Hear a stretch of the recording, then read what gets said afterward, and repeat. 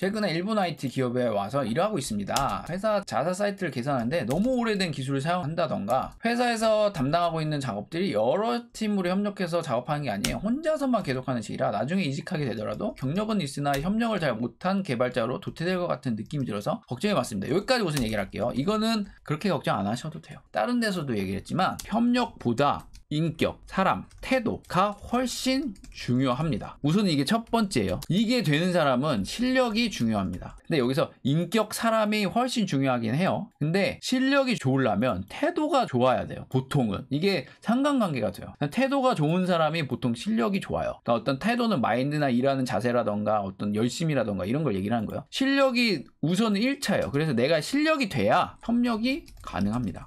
이걸 얘기하고 싶어요. 저는 내가 실력이 되잖아요. 인격, 사람, 태도가 훨씬 중요하고요. 그 다음에 중요한 게 실력이에요. 그리고 인격이랑 태도가 좋잖아요. 사람이 좋아요. 그러면 협력은 자동으로 돼요. 사람이 좋아요. 실력이 좋아요. 협력은 자동이에요. 안 될 수가 없어요. 협력이라는 요소에는 이런 게 있다고 봐요. 좀 첫 번째 툴의 사용이 있어요. 그 다음에 약속이 있어요. 그 다음에 어떤 디자인 패턴이 있어요. 툴의 사용은 뭐냐면 협력할 때 필요한 어떤 툴들 기시나 뭐 어떤 뭐 이런 거 올린 거 있잖아요. 이 툴의 사용은 별 문제가 전혀 안 돼요. 이거 금방 익혀요. 이거는 일주일 사용한다 그럼 도사될 수 있습니다. 그래 이건 문제가 안 돼요. 내가 실력이 있다면. 근데 약속들이 있어요. 들여쓰기를 얼마나 한다던가 우리는 이렇게 한다 저렇게 한다. 근데 이런 약속들은 팀마다 다 다르기 때문에 어차피 팀이 바뀌면 익혀야 돼요. 그러니까 문제가 안 돼요. 그 다음에 디자인 패턴이 있어요. 예를 들어서 협력하기 좋은 뭐 이렇게 구조화해서 잘. 근데 나 혼자만 일을 했다라고 하면은 좀 약간 나누기 좋은 구조로 안 잡았을 수가 있겠죠. 요거는 좀 공부를 해야 돼요. 근데 실력이 좋으면 이것도 금방 익힙니다. 왜냐면 본인이 열심히 하다 보면 느끼거든요. 아 이런 식으로 해놓으면 나중에 고칠 게 너무 많네. 아 그러니까 좀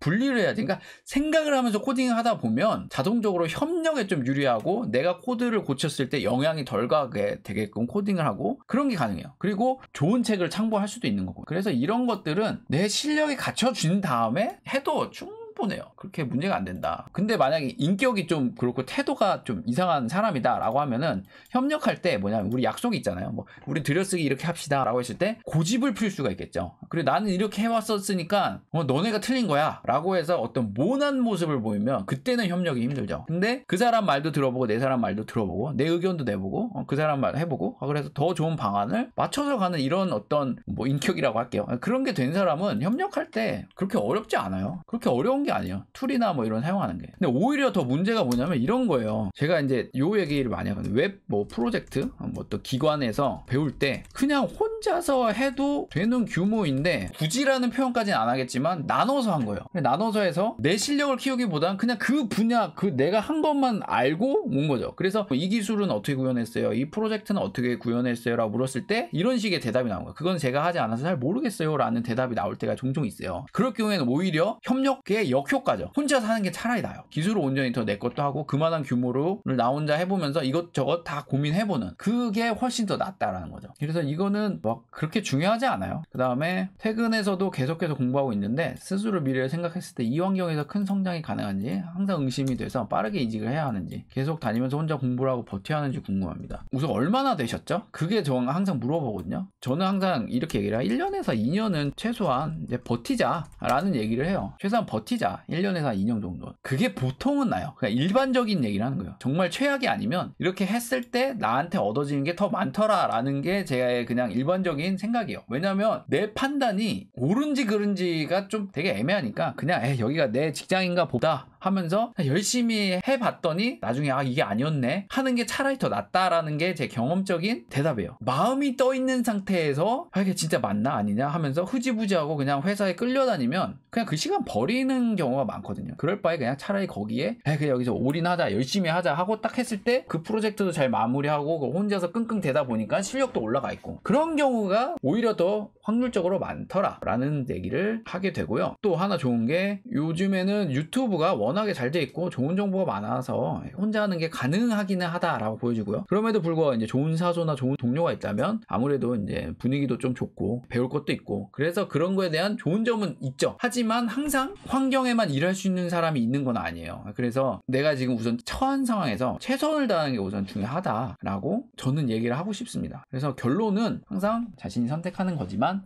저라면 정말 뭐 특별한 그런 게 없다면 한 1년에서 2년은 버티자라는 거고, 저도 항상 그랬어요. 어딜 가면 가장 마지막까지 버텨줬어요. 일단 아무리 회사가 그지 같아도 뭐 뒤에서 투덜투덜 할지언정 우선은 버텼어요. 그래서 마무리할 정도로 마무리해주고 나왔다. 그러니까 이게 정답은 아니에요. 제가 얘기하지만 야 뭐 요즘 MZ 세대에 안 맞는 이런 대답이긴 하지만 보통은 그게 나한테 이득을 주더라 라는 거예요. 그러니까 너무 나 중심적으로 생각하는 게 결국에 돌아 나한테 손해인 경우가 꽤 많아요.